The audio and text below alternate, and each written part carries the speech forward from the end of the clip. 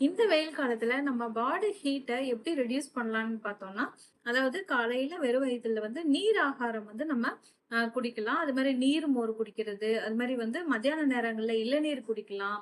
அது மாரி தர்பூசணி, வெள்ளரி, அது மாரி கிர்னி பழம் இதெல்லாம் வந்து நீர் சத்துள்ள காய்கறி, பழங்கள்லாம் இந்த வெயில் காலங்கள்ல கொஞ்சம் அதிகமாவே எடுத்துக்கிடலாம்.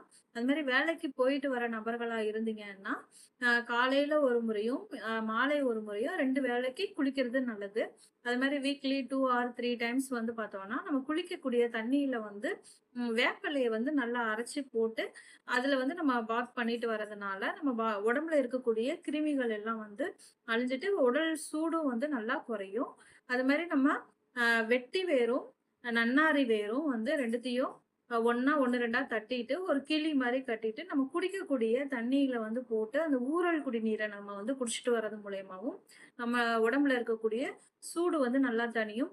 அதோட இல்லாம வந்து பாதாம் பிசின், சப்ஜா விதை இந்த மாரியான விஷயங்கள நம்ம பால்ல சேர்த்து நம்ம எடுத்துக்கும்போது, அதுவும் நம்ம பாடி ஹீட்ட வந்து ரெடியூஸ் பண்றதுக்கு ஹெல்ப் பண்ணுது.